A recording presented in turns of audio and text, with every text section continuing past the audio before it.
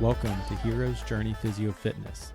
Our mission is to empower, inspire, and mentor people to reclaim their health and become self-reliant in their fitness. I'm your host, Dr. Cameron Hogue. Join with me as my co-host, Annabelle Rios. All right, guys, we're going live in 3, 2, 1. Guys, it's a special day. It's a very special day. Honestly, a special week. Very special week. We've never seen this before, guys. Never. But we don't know who you are, but thank you. The podcast has been growing significantly. I think we said this week we've had, probably over 1,500 downloads in a week. Yeah, so just thank you guys for the support. Yeah, thank you. We're going to be making these anyway, but it is nice to see that it is growing. So thank you. Thank you for listening.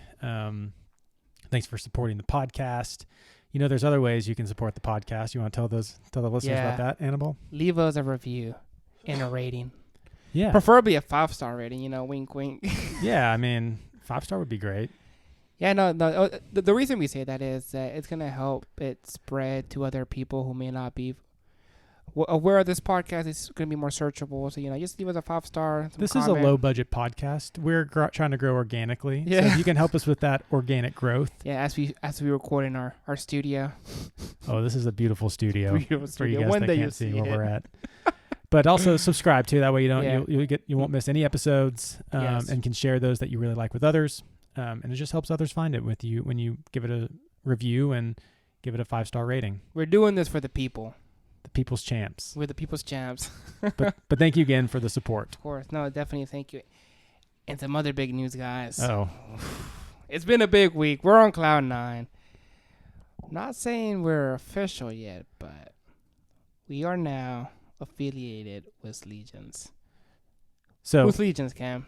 Legions Athletic is a supplement company, and they're actually the #1 brand of all natural sports supplements in the world. I'll say that again, in the world. And there's a few good reasons why. Number one, they have all products are 100% natural. That means no artificial sweeteners, no artificial flavors, no artificial dyes. They don't use any proprietary blends, meaning what you see is what you get. You're not getting anything that isn't on the label. Some more chemicals, Yeah.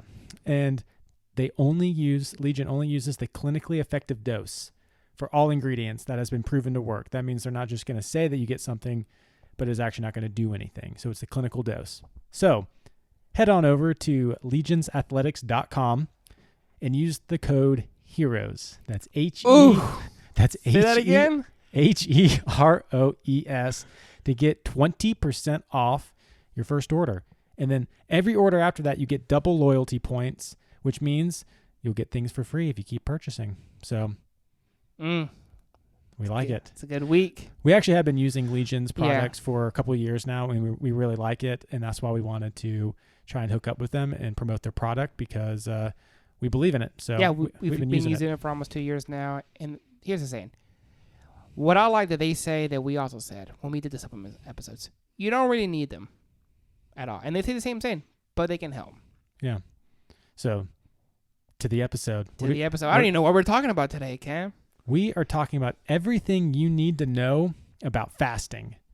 It's a hot topic. A lot of people want to know about it. We've actually been asked a couple times about it, and we're finally getting around to it.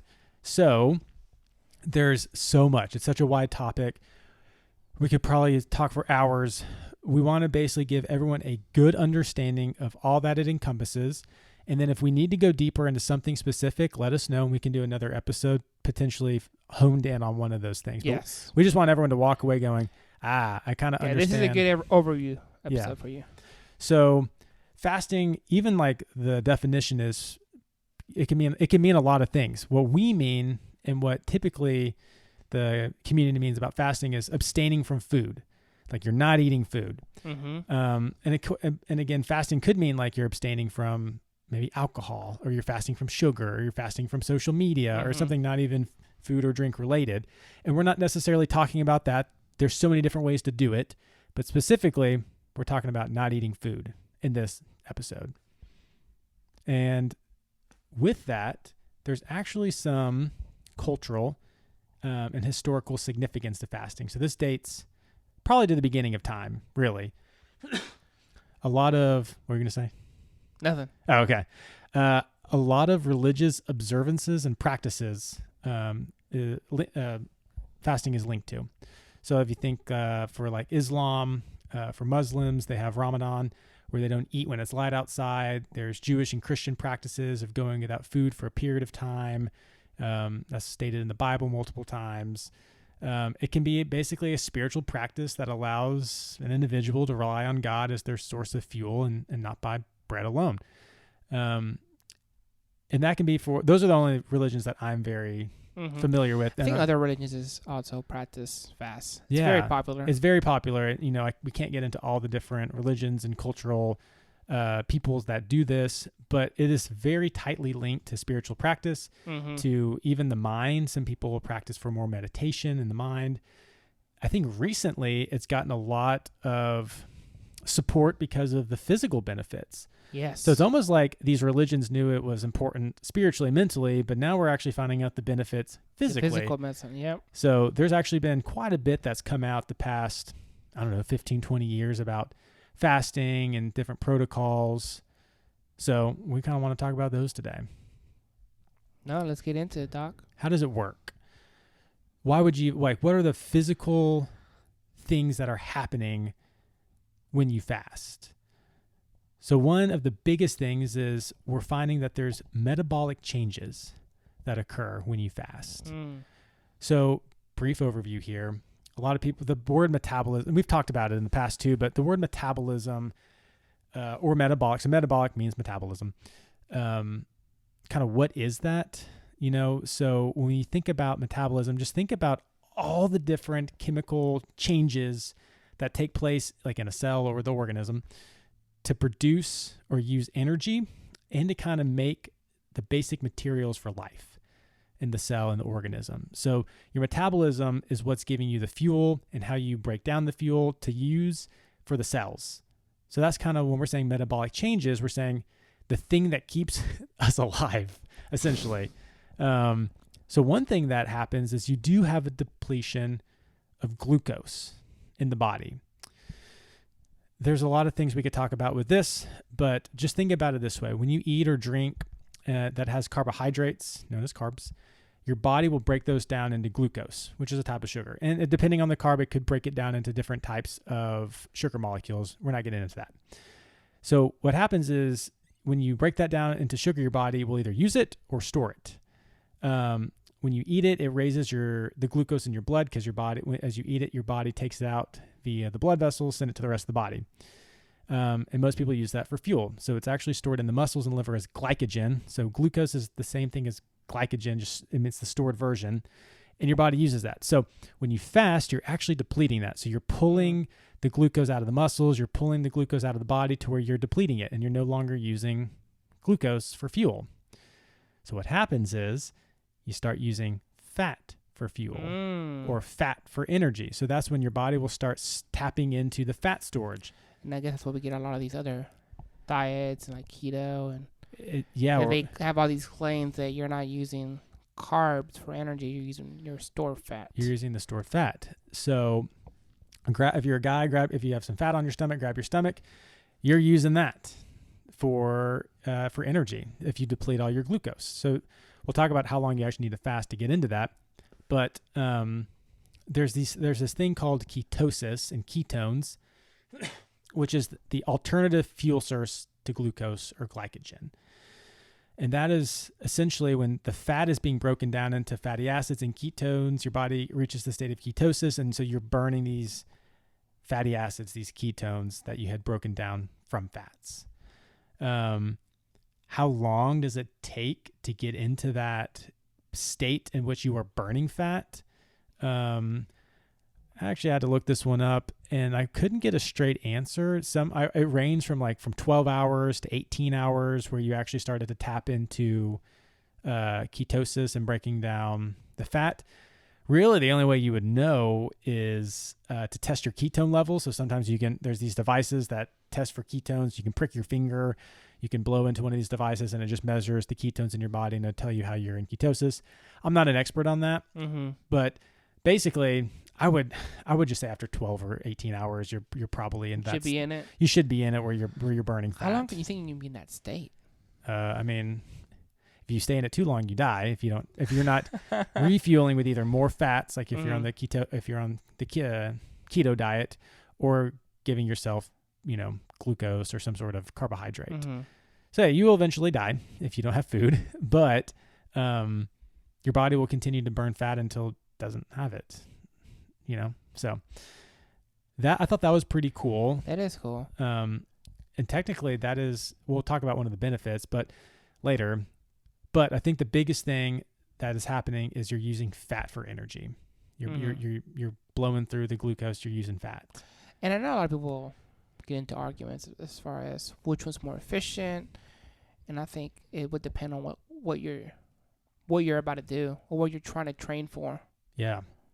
And man, there's so many different benefits we're going to talk about, but hold that thought once we get to the benefits, and I think we can explore that a little bit more. There's a bunch of different types, guys. And even right before the episode, Animal brought up another one. I'm like, well, dang, there's so many different ways you can slice it. These are kind of the biggest ones that I could find online. Like the umbrella, right? Yeah, but you can essentially there's so many different ways you can mix and match this stuff. So the big one that most people think about when they think about fasting is intermittent fasting, sometimes known as IF. Mm-hmm. Really what that means, when people say intermittent fasting, they're mainly referring to what's called time-restricted feeding. So that's the most common. Hey, didn't we talk about that? That was two episodes ago with Dr. Peter Tia. Yeah. Apparently he's got a book out. I'd like to get that and read it. But this is the most common. It's the 16-8 method. For those of you who don't know what that is, it basically means you are fasting for 16 hours and you have an 8-hour feeding or eating window. So think about it like you have 1 p.m. to 9 p.m. to eat. So if you're not in that window, you don't eat. Mm-hmm. So that's 8 hours worth of eating, 16 hours worth of fasting. So that 16 hours is that sweet spot between the 12 and 18. So meaning you're tapping into some of that. You've depleted your glucose. You're tapping into your fat stores at that point, and you're burning fat for fuel. And technically for this is there's no limitation on what you eat or how much you eat. Yeah. I mean, like we talked 2 episodes ago, like with this, all you're restricting is the when you eat. You're not necessarily even restricting what you eat. Now you can start like stacking these things, but this is specifically looking just time.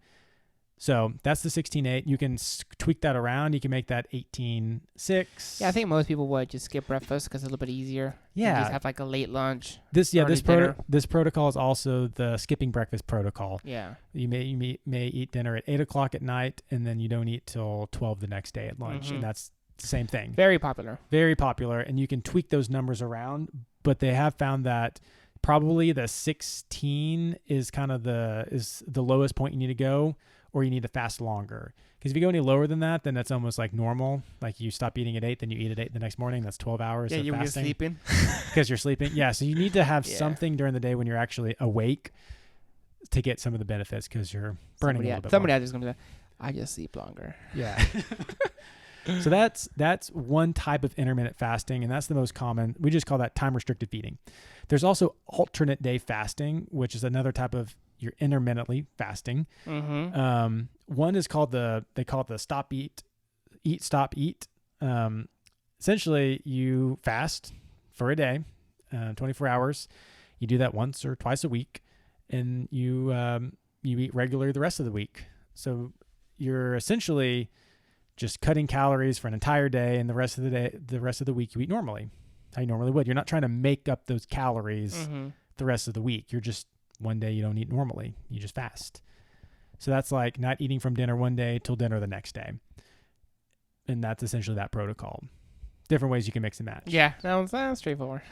This other one's a little bit more tricky. It's called the 5-2 method. Essentially with the 5-2, there's 5 days of the week where you eat normally, and then there's 2 days where you only eat 500 calories. So it's another way of like restricting your calories without technically having to fast. You are able to eat a little bit. Now 500 calories is not you're gonna be hungry. You're gonna be hungry. Like it's not a lot of calories. It's technically not a fast, but it's linked in there because I think the calories are so low for one of the days that they count it as kind of like an alternate day fasting. Yeah. Just because I think the 5-2. So that's that one. Oh, and you're not supposed to, on this particular method, you're not, the 2 days that you have eat the 500 calories, you're supposed to do them on non-consecutive days. You wouldn't do them back to back. You wouldn't do them Monday, Tuesday, and then the rest of the week. You normally might do it Monday, Thursday, where you do the 500 calories. So these are some of the different types of intermittent fasting. Do you have any thoughts on those, Annabelle? No, I think those are pretty straightforward. Makes sense. Now, I have personally tried the time-restricted feeding, the 16-8 method. Yeah. And I really enjoyed that because I'm actually not even a big breakfast eater anyway. Same. So it just kind of worked out naturally for me. And we'll talk about some of the benefits later. But that's the one that I've tried. And I did that for, I don't know, 3 to 4 months. Sometimes I jump on and off of it depending. Yeah, I mean, it's honestly easy. You just wake up, have your black coffee, and then boom. You're good. Yeah, don't eat till lunch. But I've tried that one, and I personally enjoy that one. Well, actually, Annabelle, we've also done the alternate day fasting before where you just don't eat for 24 hours and then eat normally the rest of the week. That one's a smidge harder. That one's hard. Like if you haven't fasted before, it is not easy to not eat because you're in this rhythm of, eating at least 3 or 4 times. I almost feel like your body's also going through withdrawals. Yeah, and you start to get these cravings, and so the 16 is probably the easiest to start off with because you're just skipping a meal. Wet. But yeah, some of that eat, stop, eat, or the 5-2, like you're not eating a lot during those 2 days or during that 24 hours, and it's hard. You might need to build up to that. These are protocols. These are not. It's not the law of Moses, people. Like let's there's some wiggle room here, so you can always build up and not just make this some sort of try them out iron gate. There's also, and these are very self-explanatory. There's extended fasting where you fast for 24 hours, and anything longer than that is multi-day. So where you literally don't eat for 24 plus hours. That one's self-explanatory. That one's really hard too. We've tried. That's What was your experience on that one, Annabelle? Day 1, maybe you're a little excited. It's like, okay, it's not too bad. By the time you get to day 2 and day 3, man, it's rough. You hungry? You're hungry. Everything looks like food. Oh yeah. But tell me about the we were talking about the hunger meter. So I think. It's like, are you really even hungry? Or are you just less full? That's a good point. Or bored. Or bored. It's like you don't even know anymore. Because sometimes we just eat because it's 12 o'clock, I need to eat. Well, it's 8 in the morning, I got to have my breakfast. Yeah. But, I mean, do you? Are you hungry? Are you really hungry or are you just eating because that's the time of day and you're just growing accustomed to it? Did you find yourself just opening the fridge randomly, even though you couldn't eat, but you just opened it out of habit? Yeah, it's habit. For some reason, it was like, I don't know, I eat at 12. And 12 o'clock would hit, and I'm like, it's time to, what am I? It's just like my natural reaction. It's like, I have to eat. It's 12 o'clock. But breaking that and then going a long period of time without food, you kind of reset your hunger meter. Like when you get out of the fast, you're you're like, okay, I'm not really hungry. I'm just, like it's a certain time of day, so my body's just naturally used to eating at this time, even though it may not be hungry. Yeah. I had found that it was like a habit to just open the pantry or open the fridge. I'm like, what am I doing? I'm not like, technically I'm fasting. I'm not supposed to be eating right now. Why am I doing this? And it was habit. Or like social, some people eat socially. Yeah. Like you go out, maybe you get some drinks and maybe you want to just order an appetizer. You're not very hungry, but everyone else is eating the appetizer. And it's like there's different ways and reasons why we eat. And it's just weird when you can't and you find yourself reaching for these things and you're not it brings a lot of self-awareness for sure. So there's a lot of potential benefits to fasting. We're going to talk about those. Yeah, there's a lot of different varieties. We're talking about like 1 meal a day. Even the intermittent fasting, some people have like a longer protocol where their eating window is shorter than 8. So there's There's so many there's things so out many there, different guys. ways. Yeah, you just said like the GOMAD, It's a GOMAD, right? It's like one meal. I don't know what they call it. It's just like you only eat yeah, essentially or dinner. OMAD, I think. OMAD, that's what it is. It's like a big dinner. I think GOMAD is the gallon of milk a day. Is that what it is? Yeah, the gallon of milk a day. Anyway, the OMAD, you only eat one meal a day, so essentially you're fasting for, 18 to 20 hours, only have like a 2 to 4 hour eating window. One of the benefits that we've already discussed is it resets your hunger meter. Another benefit that when I actually got into the 16-8 was mental clarity. Oh, yes. So it was kind of funny. The reason I actually got into the fasting, it had nothing to do with weight loss, building muscle, inflammation, all these things we're going to talk about. It was because I was studying for the physical therapy board exam. And I was like, if I could just focus for like 6 to 8 hours in the morning, like if I could just really knock out my studying while I was prepping for this exam, that I feel like I wouldn't waste the whole day just nonchalantly studying. So I read about the mental benefits of just like being able to focus and clarity. So I started trying it, and it worked. Like I was zoned in. I wasn't getting brain fog. Like after you eat breakfast, sometimes you kind of get in you get a little cozy. You got, you're not really thinking, Dude, you're sharp. You're like laser focused. Laser focused, yeah. I don't know what it's called or what it is, but it's just like when you've gone without food, your mind's just so alert. Yeah, and plus your body isn't expending some energy to break down the food, so you're having more resources to do other things. Oh, that is true. I've heard of that. Like, you're using a lot of energy in your gut as you're trying to process these things. Those, and then also there's the insulin, like when you eat glucose and it spikes your insulin, that can make, and then you have the crash of insulin, which makes you more fatigued and kind of drowsy and brain fog. So one big benefit was mental clarity for me. Oh, I second that. Another benefit is weight loss. The big reason is because you're in a calorie deficit. You're eating less calories. I mean, technically, you could eat enough to not be in a calorie deficit, but this is discouraging the calorie deficit, or a calorie surplus. It's discouraging a calorie surplus. It's promoting a calorie deficit.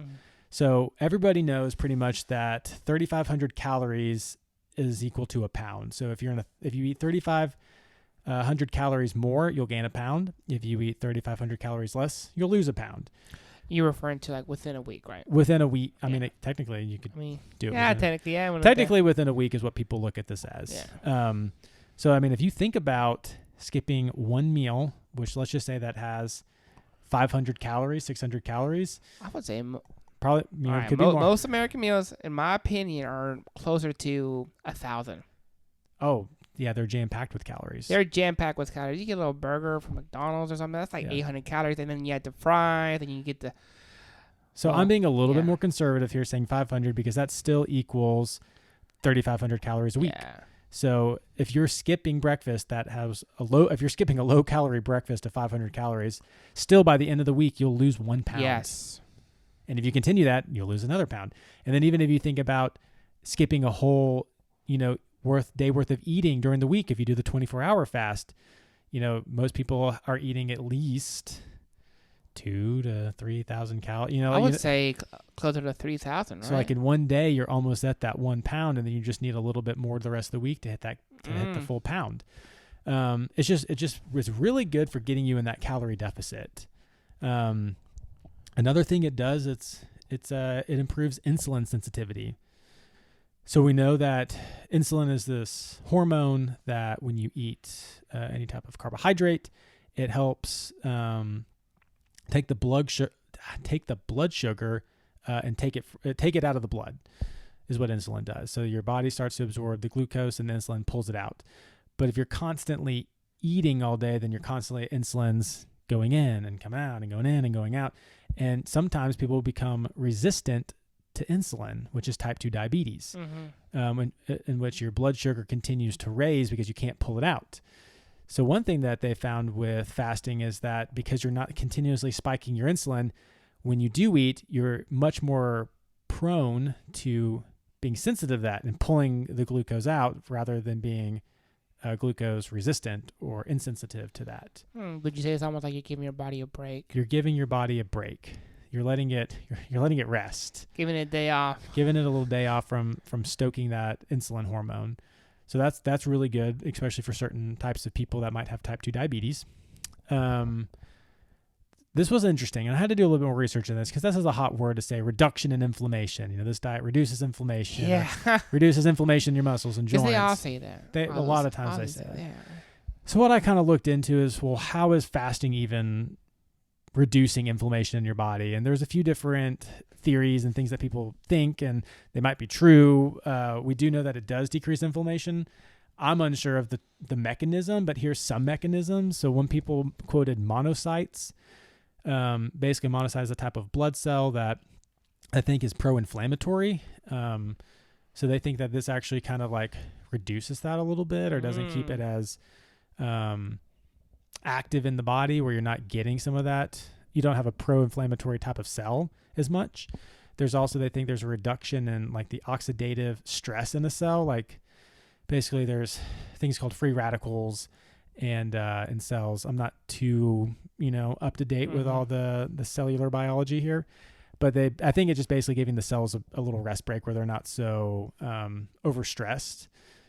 And then I also think it could be more of having to do with like sugar. If you're not eating as much sugar, which we know is pro-inflammatory. And it's in every sad diet. And it's in everything. I think that's also how it's reducing inflammation is when you're spiking that insulin and you're eating all these sugars, we know that those are pro-inflammatory. So I think it could be a combination of all of them. I tend to lean more towards maybe the sugar side because that makes the most sense to me, but there's probably multiple mechanisms on how it's reducing inflammation. So here's another cool one: cellular repair and autophagy. Basically, what happens is you get some within the cells in our body, we start to get some damage, some abnormalities, maybe some other proteins, different things in the cytoplasm, some other substances, and this helps clear it out. So some of those things can build up in those cells, and basically when you're not getting food, the cell then starts to repair itself. It starts to clear out a lot of the waste that's in it, which is obviously good for overall health and longevity. You know what I mean? So if you are kind of cleaning out those cells every so often, it's good for it. Getting the oil change. Yeah, getting that oil changed, replacing the spark plug. Tell you what, I kind of want to do a fast now. And then there's benefits for, some health conditions. We already talked about type 2 diabetes being one of them, because that is having to do with sugar and insulin. There's probably others that this helps with. It's getting a little out of our area of expertise here, so we'll leave that up to you and your dietitian and your medical doctor. But there's a lot of potential benefits of fasting, health-wise. Yeah, there is. I mean, the anti-inflammation, I think that's something that you see everywhere. Everybody's always talking about anti-inflammation. This is like a simple way, especially for people who don't want to maybe count calories or give up certain food groups or et cetera. It's just like easiest. This is one of the easiest ways, because of what you just said. Yeah. So we like that. Sometimes keeping it simple is easy. Again, you can overeat, in which will kind of blow all this stuff out of the water, which we just talked about. This is all talking about. I've definitely done that before in the past, guys. Don't worry, it can happen. So here's something interesting. So a lot of people, not even a lot of people, I don't know if a lot of people, some people will say that a potential benefit of this fasting, or maybe intermittent fasting, is that it helps with muscle growth. I've heard that. Yeah, I think you were talking about that. A couple people asked me about this. So let's talk about that for a second. Does fasting help with muscle growth? Mm-hmm. And here's what I've researched. Probably not. The reason why people say that it might help with muscle growth is because some people have seen studies that said it increased testosterone and it increased human growth hormone, or HGH, which are anabolic hormones for the body. Here's the thing. So here's a study. It's called "The Effects of Intermittent Fasting on Reproductive Hormone Levels in Males and Females: A Review of Human Trials." And here's a little clip of it. And I won't read it in its entirety here, but it says, for men, intermittent fasting reduced testosterone levels in lean, physically active young males, but it didn't affect more of these like sex hormones with their reproductive hormones. Interestingly, muscle mass and muscle strength were not negatively affected by these reductions in testosterone. So they actually saw, like, over all these trials, a reduction in testosterone. There's some older studies. I think one came out in like 1989 that said it increased testosterone. I think there were some flaws in that study from what I had researched, but there's more research showing that it kind of decreases testosterone, but that it didn't have a negative effect on the muscle. But it doesn't impact the gains. No, it doesn't impact the gains. But again, is it helping? So it might not be negatively impacting, but is it helping muscle growth? And this study is saying no. Probably not. Probably not. Like, they weren't negatively affected, but it wasn't like increasing muscle gain. Mm-hmm. But that is kind of good, at least, to take away from this, is that it's not going to impact your muscle gain. Especially if somebody's like, no, I don't want to do it fast because I don't want to lose your muscle. Your muscle. Yeah, so it will not negatively affect it. Here's the thing we've already talked about it, but here's the thing. Fasting usually puts you in a calorie deficit, which is great for weight loss because your body's in what's called a catabolic state, or a breaking down state. Fasting is not the greatest for muscle building because that's, you're in an anabolic state. To be in a muscle building state, you have to give your body enough resources, aka enough calories in the right amount of calories in terms of like your macronutrients, proteins, all that kind of stuff. And we know that testosterone is an anabolic hormone. So really you need to be in that calorie surplus to gain muscle. Now, there has been quite a few studies to show that it does affect human growth hormone positively, which is HGH. So maybe that's the reason why it didn't negatively affect the muscle mass, even though testosterone dipped. So it wouldn't, essentially, you won't lose it, but you're not going to be gaining. Yeah, to gain, you have to be in a calorie surplus. Mm-hmm. I mean, at the end of the day, I'm sure there's nuances that we're not able to discuss on this podcast. We're talking about layman's terms. Generally speaking, fasting affects or alters that HGH levels in a couple ways.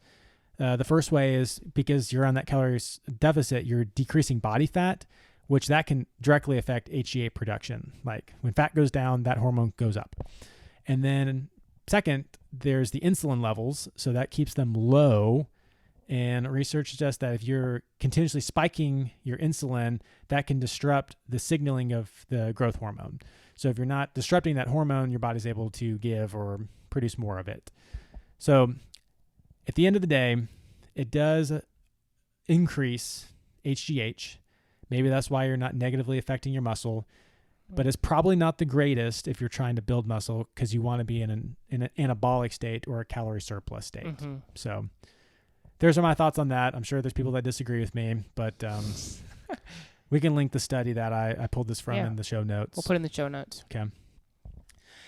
I'm sure there's going to be a lot of questions on how do you break the fast? Can you work out with the fast? So, Annabelle, talk to us about breaking the fast. It's